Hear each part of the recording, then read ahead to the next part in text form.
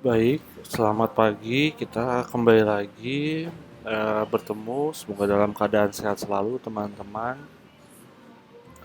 Hari ini kita akan membahas chapter 13. Chapter 13 ini terkait tentang current liabilities, provisi, dan contingency. Nah, sebetulnya dalam satu bahasa generalnya ini adalah menyangkut tentang kewajiban sebuah perusahaan. Cuma pada saat kita akan membahas chapter 13 ini, kita akan melihat bahwa sebetulnya eh, pada saat berbicara tentang kewajiban itu tidak hanya in terms of money, in terms of cash flow. Ada beberapa kewajiban yang sifatnya adalah tanggung jawab kita sebagai pemberi jasa untuk melakukan pekerjaan di kemudian hari atau untuk memberikan jasa di kemudian hari, maka itu termasuk dalam klasifikasi dari kewajiban. Dan berikutnya adalah terkait dengan contingency. Kita akan melihat bahwa sebetulnya contingency atau kewajiban berkelanjutan ini juga menjadi klasifikasi dalam liabilities. Nah, um, kita akan juga melihat di sini nanti bahwa sebetulnya conservatism accounting itu sangat berlaku sekali di mana ada beberapa kewajiban di tahun-tahun ke depan, misalkan terkait tentang garansi ataupun warranty, kita akan recognize lebih awal untuk mengantisipasi adanya cash flow yang bisa bisa jadi muncul jauh lebih besar daripada alokasinya, sehingga conservatism accounting dia akan melakukan rekognisi terlebih dahulu terkait dengan kewajiban tersebut. Nah, chapter 13 ini kita yang pertama ada beberapa bahasan seperti kita lihat di sini. Yang pertama adalah current liabilities. Current liabilities ini terdiri dari accounts payable. Sebetulnya ini accounts payable hutang biasa atau hutang dagang yang hampir tidak memiliki jangka waktu yang cukup panjang.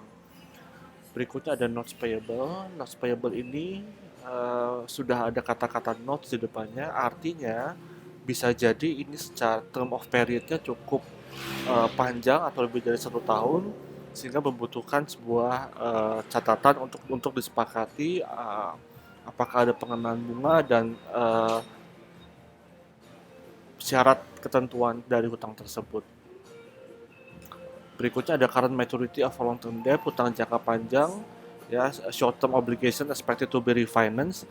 Ini apabila kita memiliki hutang, kemudian karena sesuatu hal si kreditur ataupun ketidaksanggupan debitur melakukan negosiasi sehingga uh, mereka menemukan suatu kesepakatan baru, ya, expected to be refinanced, ya. Kesepakatan baru ini bisa merubah beberapa hal, diantaranya adalah bunga, ya. Kemudian pada saat bunga berubah bisa jadi periode waktunya diperpanjang, ya. Kemudian beberapa hal lain yang menyebabkan adanya refinance ataupun ada perubahan syarat dan ketentuan dari short term obligation. Berikutnya adalah dividend payable, ya. Hutang dividen, customer advance and deposit, ya. Ini apabila customer kemudian melakukan down payment, ya, dan deposit, artinya hati-hati pada saat mereka melakukan down payment ada kewajiban kita dari perusahaan penyedia jasa yang belum dikerjakan. Kemudian ada unearned revenue, nanti kita akan lihat seperti apa unearned revenue, ya. Kemudian ada sales and value added tax payable, income tax payable, ya, employee related liabilities, ya. Ini variasi soal-soalnya. Kemudian berikutnya ada kita nanti akan membahas beberapa bentuk dari provisi. Apakah warranty masuk di dalamnya? Nanti kita akan lihat garansi masuk di dalamnya. Berikutnya ada contingency. Nah, contingency nanti akan berbicara terkait dengan probabilitas. Apakah suatu kewajiban di kemudian hari akan terrealisasi atau tidak? Probabilitasnya nanti kita akan lihat di contingency. Dan sebagai asas kehati-hatian, asas konservatisme, maka contingency pun kita akan akui sebagai liability. Ya, apabila tidak kejadian, maka tidak menjadi masalah sebetulnya. Tapi apabila kejadian, pemerintah minimal perusahaan minimal sudah mengantisipasi alokasi dana tersebut, ya. Nah, sekarang kita akan lihat contoh yang paling sederhana dulu adalah current liabilities, ya. Current liabilities, ya. Eh, Sebetulnya ada beberapa, ya, karakteristik, ya, ada beberapa karakteristik dari liabilities. Yang pertama adalah its present obligation. Jadi pada saat kita berbicara kewajiban kita ke depan, maka harus ada current eventnya, uh, harus ada event presentnya, ya. Itu yang dinamakan it is present obligation, ya. Uh, it it it is arise from past event, ya. Jadi karena dia sudah kejadian, ya, maka pada saat nanti akan terrealisasi kewajiban tersebut, maka itu akibat dari transaksi masa lalu, ya. It is a result in an outflow of resource, cash, goods, services, ya. Jadi sebetulnya ini adalah hasil dari outflow of resources kita. Nah, uh, ini kita akan lihat si time periodnya sendiri. Similarly, dia bilang current liability is reported in one of two conditions exist. The liability is expected to be settled within a normal operating cycle, ya. Atau the liability expected to be settled within 12 months, ya, after the reporting date. Jadi ini ada jangka waktu yang cukup pendek, maka dinamakan current liability, ya. Nah, uh, ada beberapa current liability, account payable, notes payable, nanti akan berbicara time period di sana, ya, dan beberapa bentuk lainnya. Nanti kita akan lihat satu persatu, ya. Oke, nah account payable, ya, ini adalah hutang dagang sebetulnya terhadap account payable, ya. Nah, ini adalah term dari yang biasa dicantumkan di account payable 2/10 and per 30, ya. Uh, 2/10 and per 30, jadi 2% dalam waktu jangka 10 hari, maksimum di 30 hari, ya. Nah, kemudian ini yang paling umum kita temui. Nah, berikutnya adalah notes payable, ya. Dikatakan notes karena dia sudah memakai written promises, ya. Jadi sudah ada suratnya, ya. Nah, notes payable are written promises to pay a certain sum of money on a specified future date, ya. They may arise from purchases, financing, or other transactions. Some industry require notes, ya, atau often referred as a trade notes payable, ya. Nah, ini kalau dia sudah ada written promises, maka akan menjadi notes payable, ya. Nah, kemudian bentuk dari notes payable itu sendiri adalah seperti yang kita lihat di sini, contohnya interest bearing note, ya. Kita akan lihat contohnya di sini. Assume that Castle Bank agree untuk meminjamkan 100.000 euro pada tanggal 1 Maret 2019 to Landscape Corporated, ya. If Landscape menandatangani 100.000 euro 6%, ya, format not Landscape record the cash receive, ya, sebagai berikut. Cashnya di debit, ya, notes payable di kredit, ya. Sebaliknya, teman-teman jangan lupa kalau di Castle Bank-nya, maka notes payable-nya, ya, di debit, cashnya di kredit, ya. Kemudian if Landscape prepare financial statement semi-annually, it makes the following adjusting entry to recognize interest expense and interest payable, ya. 100.000 dikali 6%, ya, dikali 4/12, ya. Sehingga ini adalah jurnal untuk mengaccrue interest 4 bulan, ya. Nah, ini apabila if interest expense itu dia buat menjadi monthly, ya, menjadi monthly, maka 1/12. Nah, seperti ini. Pada saat maturity, Landscape must pay the face value, yaitu 100.000 itu sendiri plus 2.000 interest, ya. Landscape record payment of the note and accrued interest follow sebagai berikut. Notes payable, ya, di debit interest payable, cashnya kita uang keluar 102, ya. Kemudian ini zero interest bearing note, ya. Kalau zero interest bearing note, ya hati-hati, ya. To illustrate, assume. Nah, apa yang menjadi ciri sebetulnya sebelum kita ke sana? A company may issue a zero interest bearing note instead of interest bearing note. Ya, zero interest bearing note does not explicitly state an interest rate on the face of the note. Ya, saya highlight. Berarti kenapa dikatakan zero interest bearing note? Zero itu sendiri dia bilang zero interest bearing note does not explicitly, dia tidak secara eksplisit stated interest rate on the face of note. Ya, bagaimanapun interest tetap dikenakan, interest is still charged, ya. However, at maturity the borrower must pay back an amount greater, ya, than the cash received or issuing debt. Ya, jadi sebetulnya at the end of the period of notes payable dia akan membayar jumlah yang seharusnya memang lebih besar. Nah, jumlah yang lebih besar ini itu yang menjadi penambahan dari bunganya itu sendiri, ya. Nah, ini adalah apabila dia 100.000, ya, present value-nya 100.000, ya. Nah, tapi nanti dia akan mengembalikan 102.000 euro, ya. Jadi sebetulnya in the end karena dia zero maka tidak ada accrued of interest, tapi in the end langsung dia akan mengembalikan menjadi 102. Nah, itu perbedaan zero interest bearing note, ya. Kemudian kita akan melihat current maturity of long term debt, ya. Nah, current maturity of long term debt. Jadi sebetulnya kenapa ada current maturity of long term debt? Jadi kalau kita perhatikan, katakanlah hutang jangka panjang 5 tahun, ya.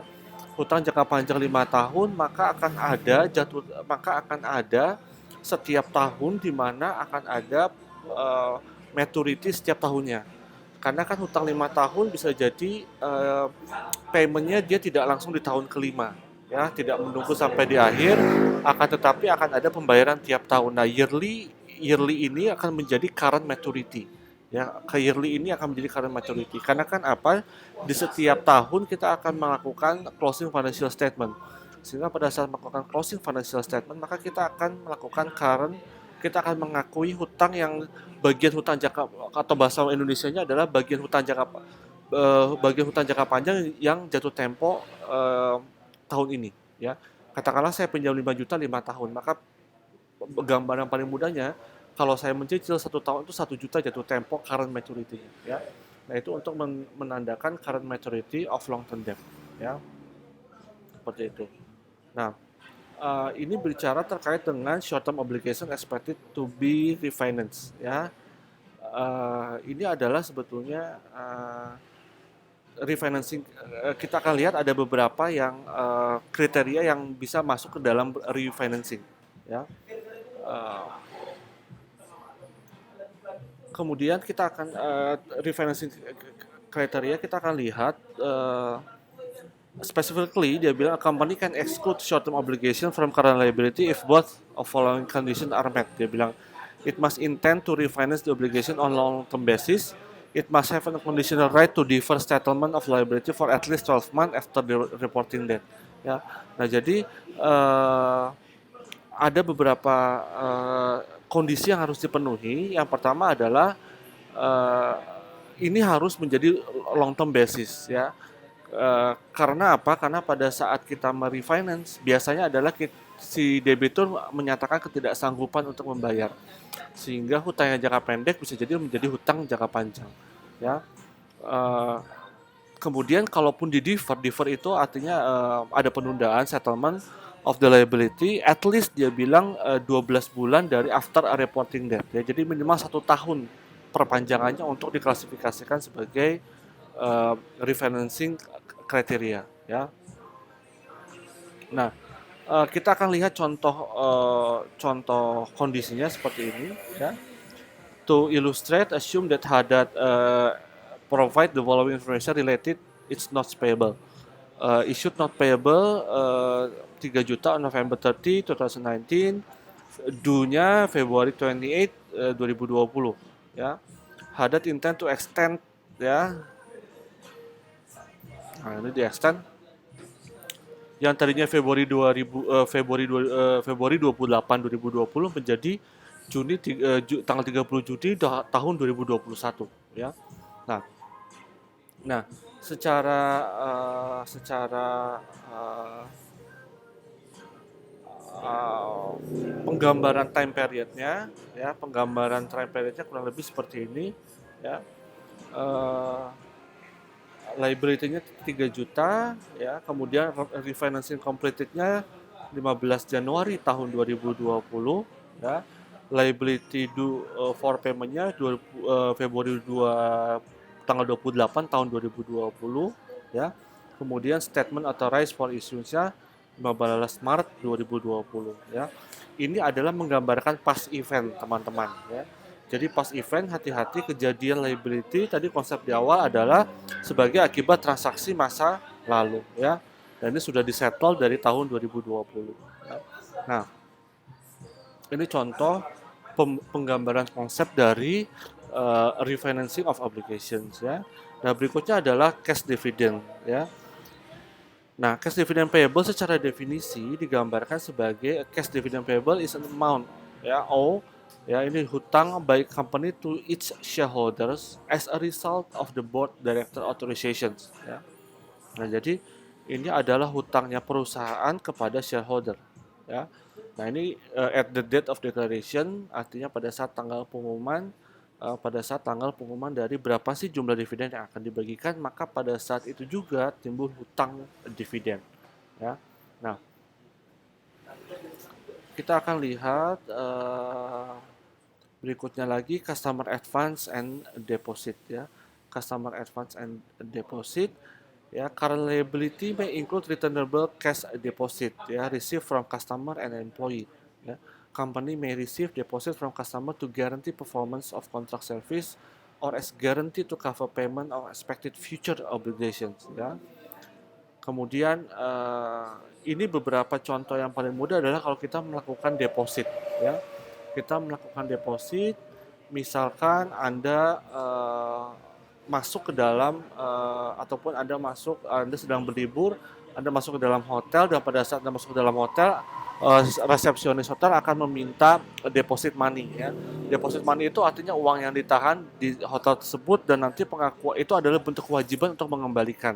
Yang bentuk kewajiban untuk mengembalikan kepada customer hotel. Nah, itu konsepnya adalah bentuk dari obligasi ataupun suatu kewajiban ya. Unearned revenue ya, unearned revenue juga contoh dari uh, bentuk penghasilan yang sifatnya masih berupa kewajiban ya. Kita lihat contoh magazine publisher such as Hachette from France, dia bilang receive payment when a customer subscribe to its magazine. An airline company such as China Southern Airlines sells ticket for future flight ya. And software company like Microsoft USA issue coupon that allow customer to upgrade the next version ya. Nah, ini adalah unearned revenue ya. Jadi pada saat kita membeli tiket, teman-teman, misalkan teman-teman pulang kampung, Anda membeli tiket itu di awal, kewajiban dari perusahaan penerbangan belum dilakukan ya, kurang lebih seperti itu. Atau Anda konsepnya misalkan Anda mau menonton pertandingan bola, Anda beli tiket dulu di awal ya. Apakah sudah bisa diakui sebagai revenue dari penyelenggara pertandingan bola? Belum bisa, karena kewajiban dari mereka belum dilaksanakan ya. Nah, yang sering kejadian adalah fatalnya kalau kita mengakui sebagai revenue, tiba-tiba pada saat COVID ini, teman-teman sudah beli tiket konser musik, kemudian kena COVID ya. Sudah diakui sebagai revenue, tapi ternyata tapi ternyata konser musiknya tidak dilaksanakan ya. Nah, tidak dilaksanakan ini karena kondisi tertentu sehingga kewajibannya belum dilakukan. Kewajiban belum dilakukan, maka kita tidak bisa mengakui sebagai revenue. Itu contoh dari unearned revenue ya. Nah, ini konsep dulu. Nah, kita akan lihat lagi nah, ini terkait dengan sales and value added tax payable ya. Nanti kita akan lihat contohnya sales tax payable ya. Nah, kemudian kita akan lihat lagi income tax payable, teman-teman, ya. Nanti hati-hati, katakanlah kalau Anda menerima penghasilan take home pay, apakah sudah masuk ke dalam unsur pajak di dalamnya atau tidak, ya. Nah, itu bentuk kewajiban juga pembayar, kita wajib mengkreditkan pajak nanti akan dibayar di tanggal pelaporan pajak, ya. Nah, kemudian ini adalah konsep dari liability itu sendiri, ya. Kita akan stop sampai di sini. Ini adalah part satunya dari current liability, profesi, and contingency. Kita akan lanjut kepada part 2 di video yang berikutnya.